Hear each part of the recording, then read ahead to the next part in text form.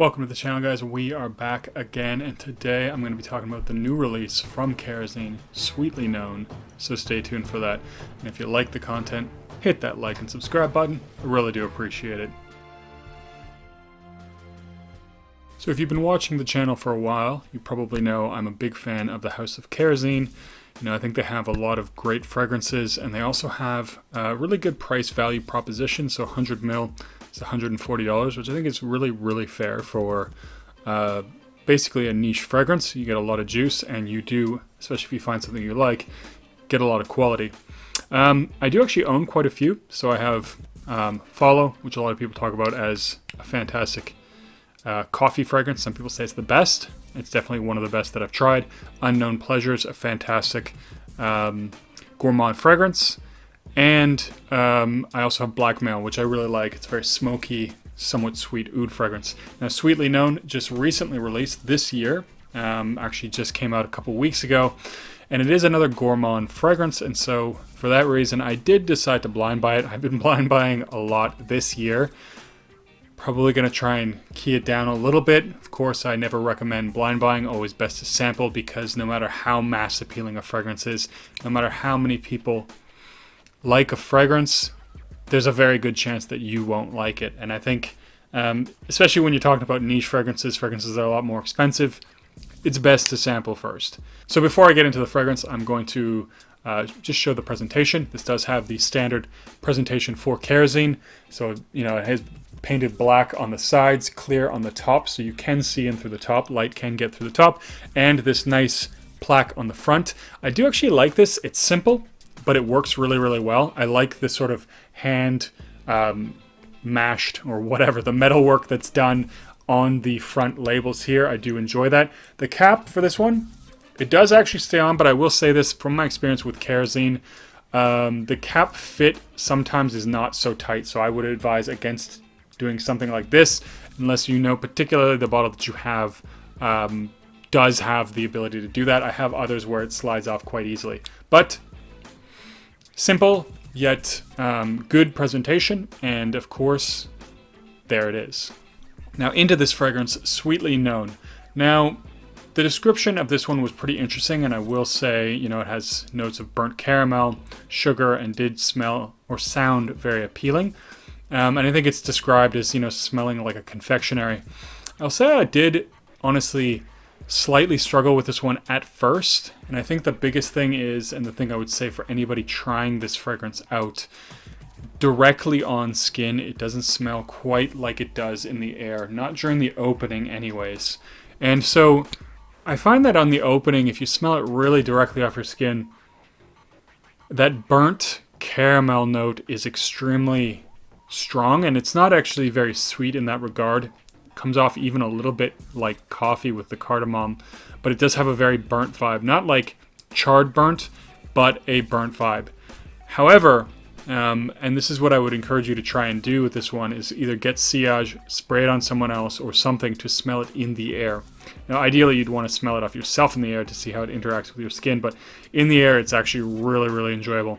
It's very slightly sweet in the opening, so I know this one is called Sweetly Known, and it does get a lot more sweet, but in the opening, this one is not that sweet. There is a little bit of a sugary quality to it, but there is this cardamom that gives it not a really forward spice, but what it does give it is this kind of sort of spiced, sweet, baked good vibe. And so the idea that you've just stepped out of a confectionery with this one, I think is captured really well. I mean, you definitely get this very gourmand, very food-like smell.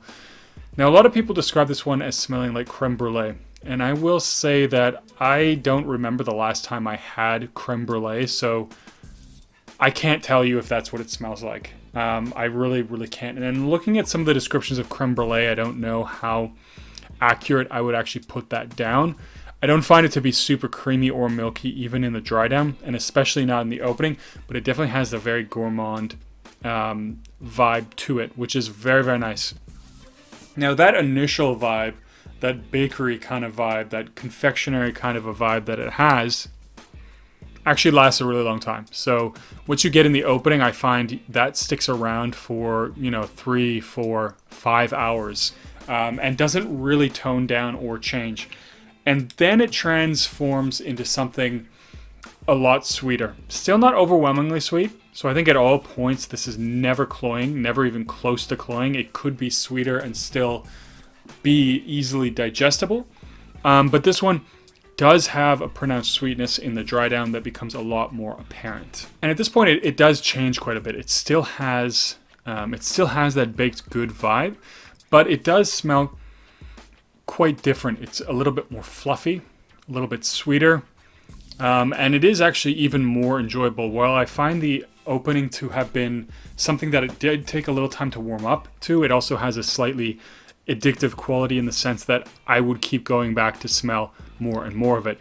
The dry down, on the other hand, I find extremely enjoyable from the get-go, and it has this really nice, fluffy, in this sense, almost creamy. So, you know, based on the description of a creme brulee, I think if anything, the dry down is where it would be smelling more like that. It doesn't have as much of that cardamom anymore, but it does have this really creamy, very sweet, very delicious gourmand vibe to it, which is really, really nice. And that vibe then lasts pretty much for the rest of the fragrance. So it does have two distinct phases. The opening, which lasts a really long time, and then the dry down, which also lasts a really long time. So another thing about this one is the performance is quite stellar. So projection on this one, I would say it can easily fill a small room. You go, 3-4 sprays on this one, and people will definitely be smelling this one off you. At least is my experience. This one has almost the degree of projection that I found with Annie, which is pretty beast mode. So this one is very beastly. One of the ways I noticed this is putting it on a strip, walking out of the room, coming back. And this is one that I actually can smell from the hallway. Not quite as strongly as Annie, but definitely has that projection, and it definitely has that room-filling quality. And other people have smelt it off me. Other people have smelt this in the hallway as they've walked by as well. So it does have a lot of projection. Longevity on this one is insane. In fact, it's almost so long-lasting that it's a problem. If you want to wear something else the same day, later in the day or whatever, you're going to have to take a shower pretty much. So this is minimum 12 hours for me. I've definitely had it on my skin and lasts longer. Now, it's not pushing off the whole time, but easily this one has lasted 16 hours on my skin. This one, even I've sprayed it on a couple hours before bed, wake up, can still smell it in the morning, go and have a shower in the morning, can still smell it after that. So it's a performer, right? Like, so you definitely get the longevity and the projection that you want. And like I said, the longevity is almost a bad thing because it lasts a very long time, and on clothing even longer. So I mean it's nice, it's impressive to see that, I mean, I don't ever really need a fragrance to last that long, but a lot of fragrances these days, the longevity is not so much there, and so it is nice to see a fragrance that has really, really good longevity like this one does. Now, this is a really great gourmand fragrance. Is it better than Unknown Pleasures, which is also from the house? I'm actually slightly starting to lean towards yes with that, but I think I want to do a full comparison of this, and I might even include Follow, because it is, this fact that it's such a heavy coffee fragrance is also, gourmand in that it smells like a drink, and just to sort of see which one I think personally is best, and also, which one has more longevity, which one has more projection, all of that kind of stuff. But I think if you really like gourmand fragrances, you like that confectionery kind of smell, you like a dry down that's creamy and sweet, that you will like this one. Still think, of course, you should sample first. I have seen a few people in the Facebook groups, obviously they blind bought this because they're selling it already and it just basically got released. But that's the way it is with every fragrance. Not everyone is going to like everything. I am happy with this one. I do like this release. I would definitely say give it a few tries, because it actually took probably 2-3 wearings for me to really fully warm up to this fragrance. But as final thoughts, another great release from Kerosene. Good value as always, great performance, and of course, a really fantastic and unique smell. I don't know another gourmand that smells like this. That's not to say there isn't, but it's certainly something I haven't smelled before, so I do enjoy that quite a bit. Anyways, guys, have you tried anything from Kerosene, Unknown Pleasures, Follow, Blackmail, any of those, or any of the other ones. They have a lot of really great fragrances. Let me know in a comment down below. And of course, if there's anything you want to try, also let me know down below. Anyways, as always, I'm going to cut the video there. Don't forget to like and subscribe, and I'll see you guys in the next video.